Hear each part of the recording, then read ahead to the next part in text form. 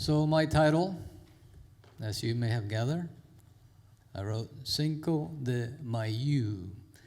A little play on word there for Cinco de Mayo. Now, probably like I did also, most of you probably think that Cinco de Mayo is Mexico's Independence Day, but that is wrong. This is actually just commemorating a battle that a small town in Mexico had against the French when they wanted to take over because they hadn't paid their debt to them.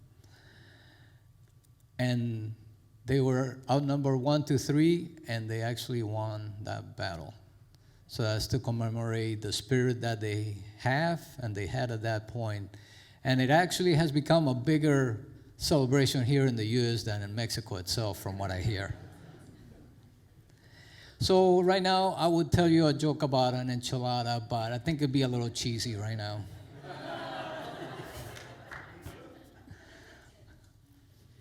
So yes, the Cinco de Mayo, I am talking about our 5 unity principles.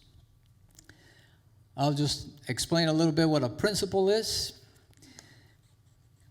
And it says that it's a fundamental truth or proposition that serves as the foundation for a system of belief or behavior or for a chain of reasoning.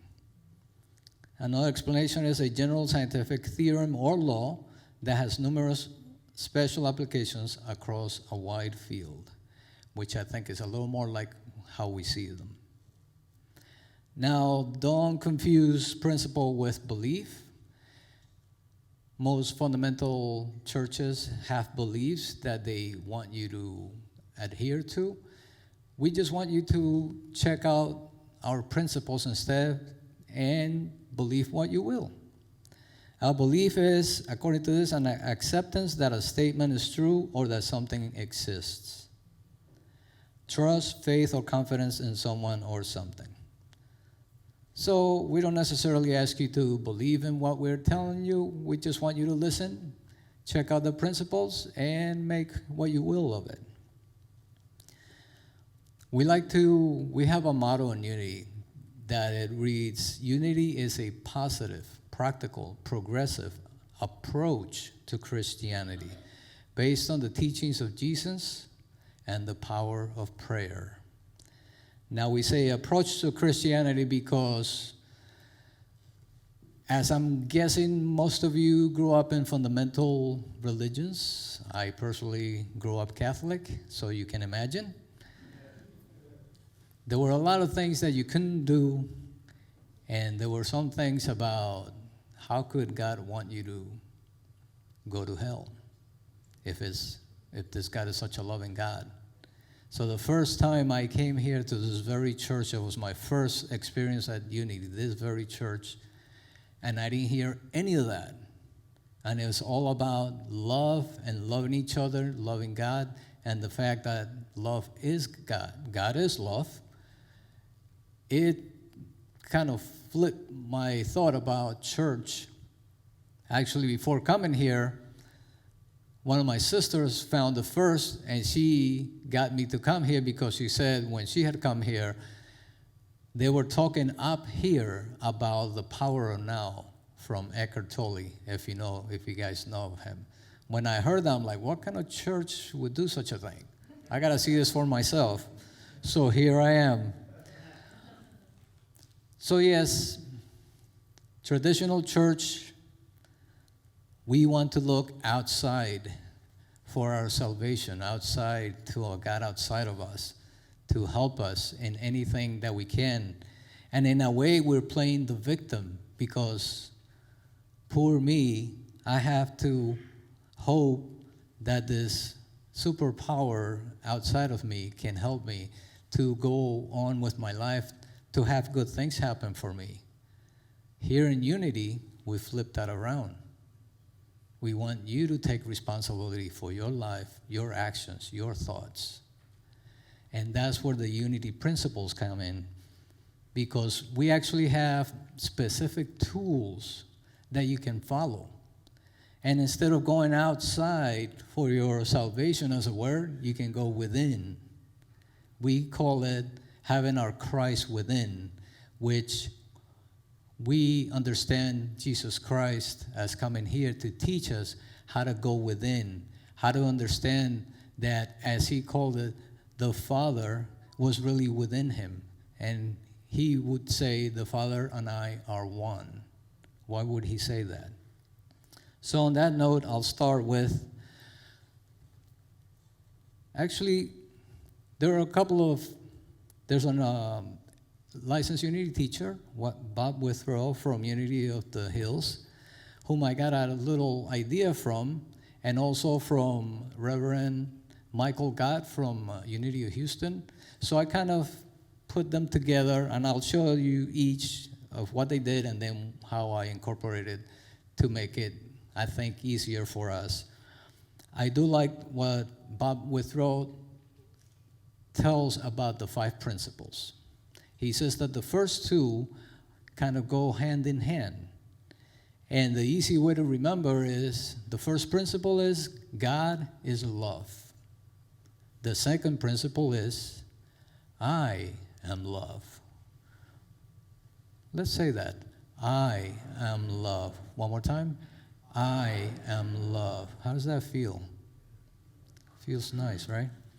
And then the last 3 principles kind of go together also.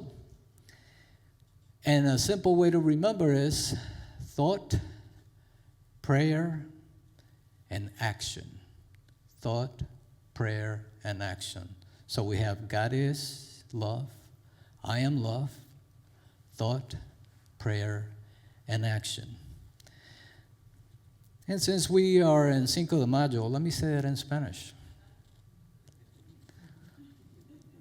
El primer principio que usamos en Unity simplemente es, se puede decir, Dios es amor. El segundo es, yo soy amor. Y los otros 3 son pensamiento, oración y acción.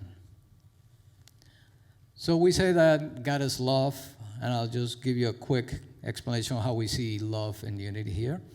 And this is from Charles Fillmore, our co-founder, where he says, love is the pure essence of being that binds together the whole human family.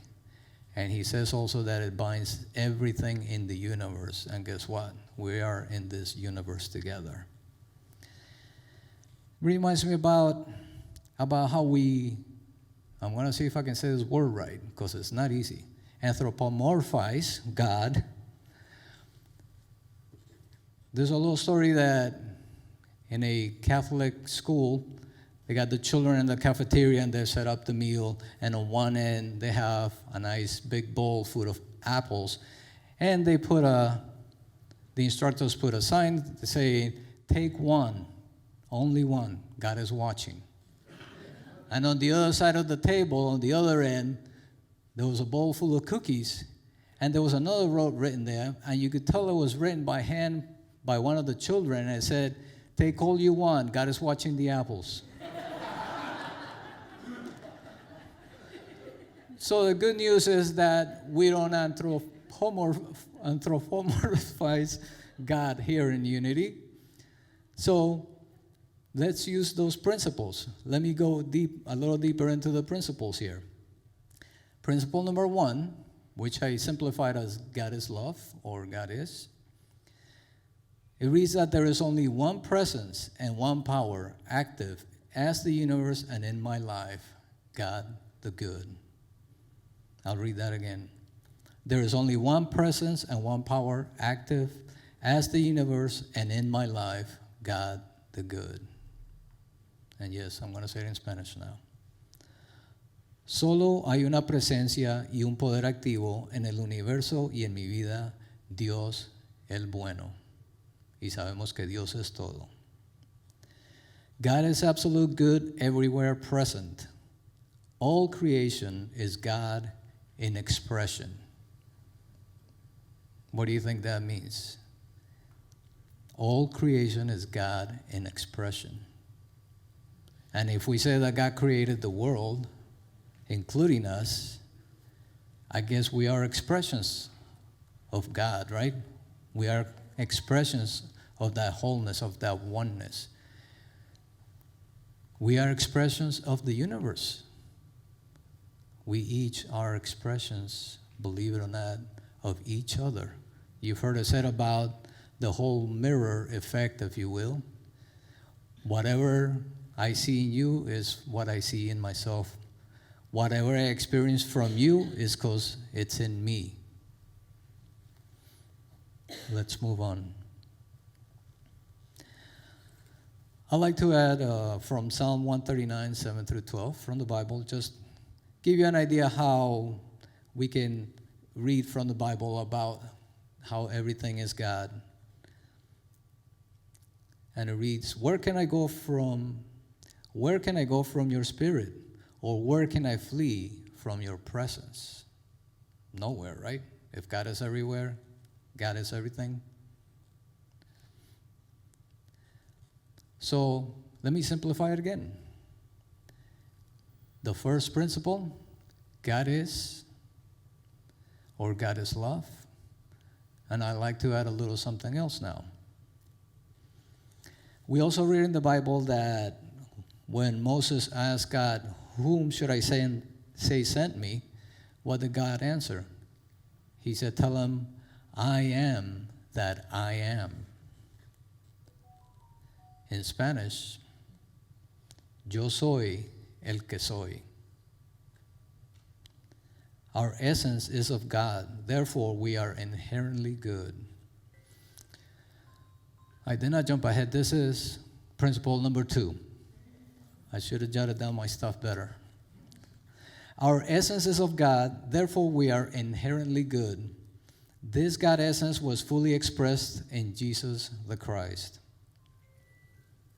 In Spanish, nuestra esencia es de Dios, por lo tanto somos inherentemente buenos. Esta esencia de Dios se expresó plenamente en Jesucristo, en Jesús el Cristo. Y Jesús vino a mostrarnos cómo tener esa unión con Dios.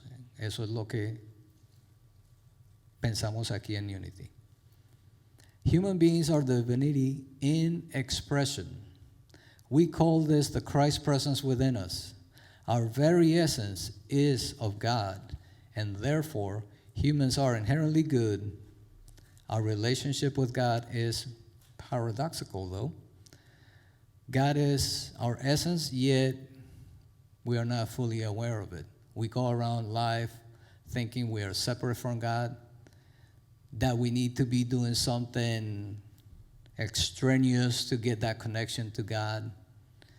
But the truth is, if we understood these 2 first principles, God is, I am, and if we really took to that, I dare say we wouldn't have to do anything else, not even worry about the last 3 principles, because we would see and feel and sense that connection with the divine, with the oneness, with the universe.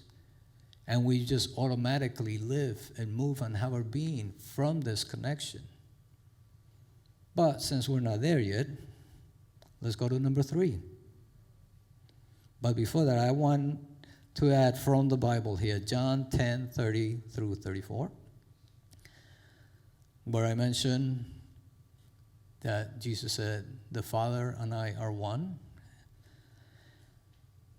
And this is when the Jews wanted to stone him from being blasphemous. It reads, the Jews took up stones again to stone him. Jesus replied, I have shown you many good works for the Father. For which of these are you going to stone me? The Jews answered, it is not for a good work that we are going to stone you, but for blasphemy, because you, though only a human, are making yourself God. And what does he say right after? He says, is it not written in your law, I said you are gods? So he's reminding them at the time, the Hebrews, of their own scripture, their own law. that in Psalm 82 it says, you are God's. Does that make sense right now from what I've said? If God is all there is and we are part of that connection, so in a way we are God's. Bear with me. So a simple way to say principle number 2 is, yes, I am.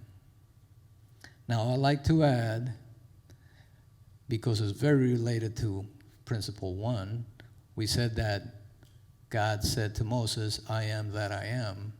I like to actually take that same one, and I got this from Neil Donald Walsh from Conversations with God, where he takes that I am that I am, and he actually started practicing it. So this principle for us can become now, I am that I am. And he would go around everywhere, and anything he saw, anyone he saw, any animal he saw, I am that I am.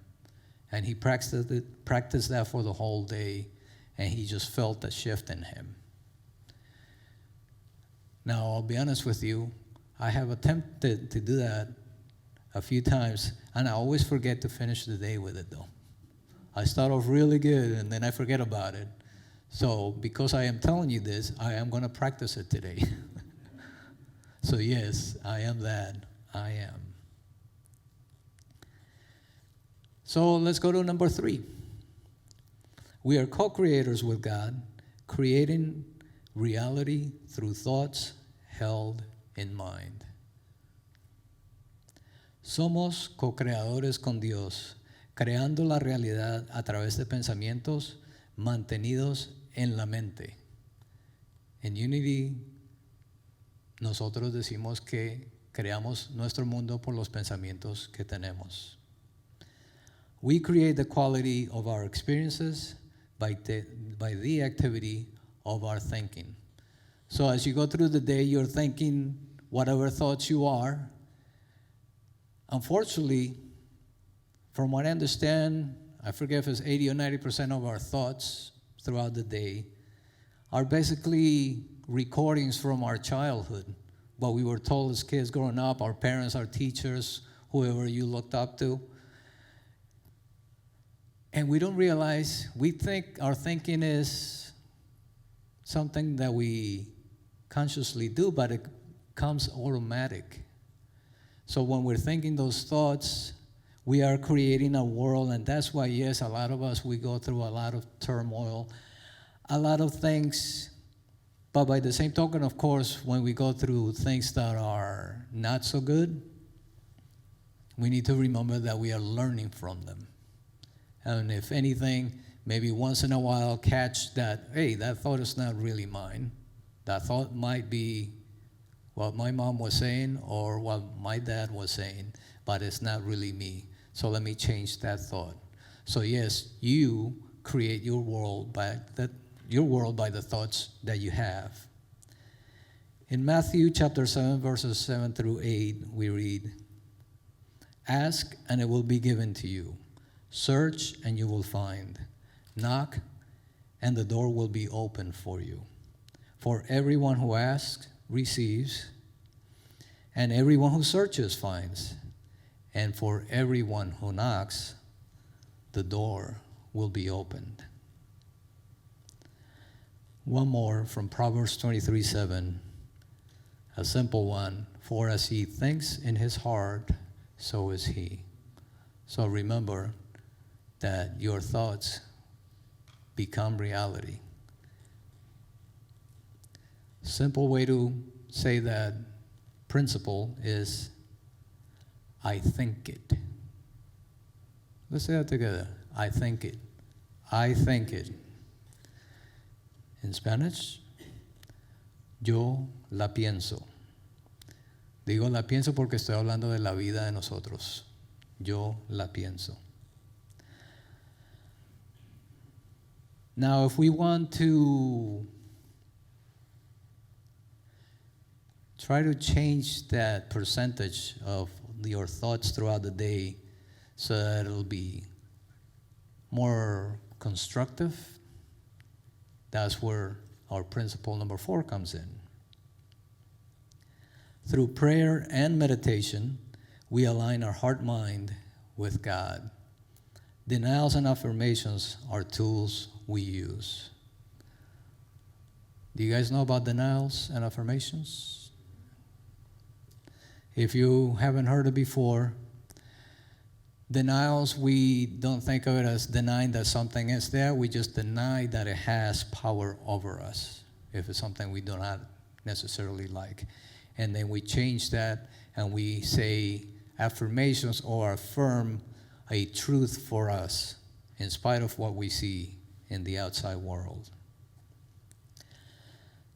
So in Spanish, we say, a través de la oración y la meditación, alineamos nuestro corazón-mente con Dios. Las negaciones y afirmaciones son herramientas que utilizamos. Y si no saben de negaciones y afirmaciones, las negaciones es que negamos que cualquier cosa que nos afecte tiene poder de afectarnos en esa manera y entonces afirmamos lo que queremos en nuestra vida. Prayer is creative thinking. Think about that. Instead of having just something, just a pre-recorded message coming to you, let's get creative about it. So yes, prayer is creative thinking and perception that opens our awareness to our innate oneness with God. Prayer is communion with the divine. Prayer brings forth wisdom, healing, prosperity, peace, love, all that is the highest for you. So let's remember that if we want to raise our thinking, let's go into prayer. And before I continue, I'll give you a little verse from Matthew 6:6-8. But whenever you pray, go into your room and shut the door and pray to your Father who is in secret, and your Father who sees in secret will reward you. Your Father knows what you need before you ask Him. What do you think it means that your Father knows what you need before you ask Him? We don't necessarily know what we need to be doing sometimes, how we need to be with others sometimes. And that's why it's good to start remembering these principles. Let's focus on the presence of the divine. God is love. Let's remind ourselves that we are love. I am love. And when you find yourself thinking not consciously, let's go into prayer. Align your heart-mind with the divine.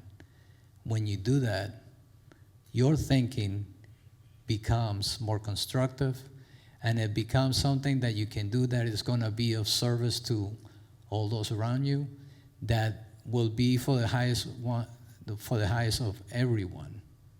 So yes, as you may have noticed by now, the thinking and the prayer actually go hand in hand also.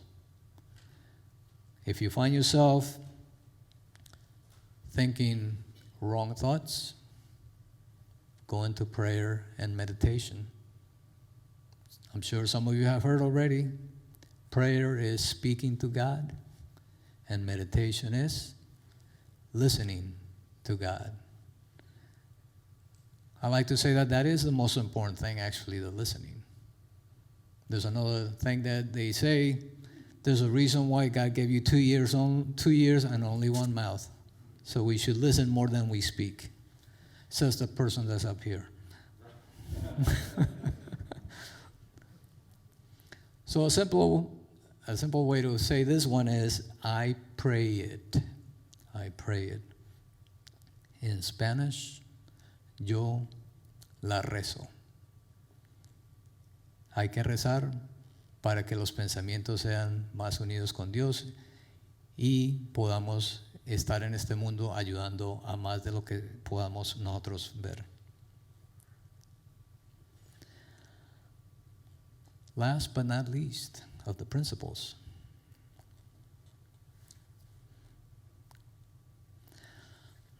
Through thoughts, words, and actions, we live the truth we know. I'll say it in Spanish. A través de pensamientos, palabras y acciones, vivimos la verdad que conocemos.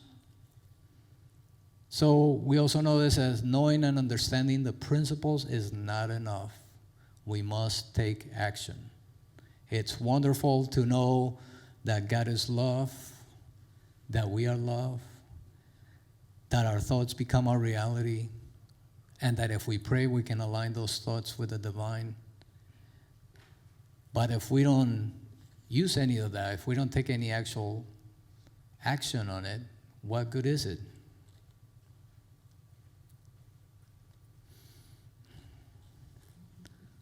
Knowing and understanding the laws of life, also called truth, are not enough. A person must also live the truth that she knows. We are continually in the process of developing our Christ consciousness. And what is that Christ consciousness? That connection that we have to the Father, as it says in the Bible, or to the divine, or to the universe, whatever works for you. In Matthew 25, 35 through 36, tells us a little something about taking action. For I was hungry, and you gave me food. I was thirsty, and you gave me something to drink. I was a stranger, and you welcomed me. I was naked, and you gave me clothing. I was sick, and you took care of me. I was in prison, and you visited me. That really goes in line with, it's not just about doing good things for yourself, but who can you help? How can you be of service? I know we've heard many people, ministers up here, licensed unity teachers, talking about being of service is the best thing that you can do, believe it or not, for yourself. Even Tony Robbins, I'm sure most of you know about Tony Robbins. He's all about taking action on everything like that. But he says that the best thing and the most joy that you will ever get from anything is when you are of service to others. So yes, the short version of this is I live it. So you have to live the truth that you know. In Spanish is yo la vivo, vivir nuestra verdad, que es la verdad de Dios.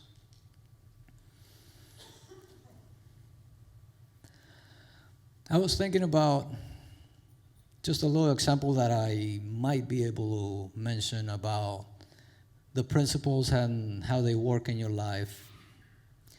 And I am going to preface this by saying I'm going to attempt it. See if it works. When I moved here in 1990 from New York, the first thing I thought to myself was, I am going to have fun. And lo and behold, I did. But along the way, thinking that I was reading a book to become a better salesman because I had started to sell some fancy cutlery called Cutco. You may or may not know of it. I thought I need to become a better salesperson because I didn't feel like I was good enough. And a friend of mine told me about a book from somebody called Zig Ziglar, which is called See You at the Top. I'm like, great. When I finish this book, I'll be a better salesperson. I'll be better trying to sell more Cutco knives. And when I started reading that book, and the more I went into it, by the time I was finished, I'm like, this book it's not about sales. And I'm glad it isn't. This book is about becoming a better person, becoming a better you. And that really got me started in this spiritual path that I embarked on. So little did I know that the presence of God had come into my awareness. And I started reading other books, Deepak Chopra, Wayne Dyer, Eckhart Tolle. And all these books kept reminding me, yes, God is, but I am part of God. I am part of that divinity. And yes, with other exercises, other books, I realized, and of course, at this time I found unity, and I started using the third principle, reminding myself that my thoughts become my reality, and attempting to become aware of these errant thoughts, these pre-recorded messages that we all grow up with. And I knew that I had to start praying, and I dare say most importantly, meditating, being in the silence. Being in the silence has given me, I'd say, most of the messages that I've been speaking about here. And it is something about becoming disciplined with it. I keep saying it every morning. Some people like to do it every night. Some people like to do both. Whatever works for you, whatever you have time for, or better yet, you should make time for it no matter what. Even if it's just 5 minutes a day, do it. A little prayer to get you centered, and then go into the silence. And just go about your day. You may not get any messages at the time, but I've said it here before, when you least expect it, you might be taking a shower, you might be in the car, and something pops in your mind, oh, that's the message that I was supposed to get. And what do you do when you get that message? Act on it. And that's what I did. To simplify things, a message came for me one time after taking many, as we know, spiritual enrichment and education classes, SEE classes. It came to me that I needed to go into ministerial school. And the funny thing is that I didn't just jump into it the first time I heard it. The first time I heard it, I didn't really listen to it.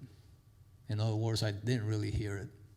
And it had to happen like a couple or 3 times till like, okay, this is what I'm supposed to do. And then I took action. If I had not taken action, who knows what I'd be doing right now. I would not be considering retiring from my long-time job right now as an audio engineer and going full-time into ministry. Because I know, and I know you've heard me say it here before, I know for a fact this is my calling, because a few years ago before I started all this, there is no way that I would have been here looking at all of you, saying these things without shaking or sweating. So I know that this is for me to do, and it is what brings me passion. And I know that this is what brings me passion because growing up a few years ago when I went to school, I thought that music is what I loved. And yes, I did it for a little while. But I realized I liked it a lot. But it's not necessarily what I loved. This is what I love. I love the connection. I love the feeling. And why do we feel this connection, this sense? Because in truth, we are part of that oneness, that wholeness, that universe that we like to call God, the universe, whatever you like to call it.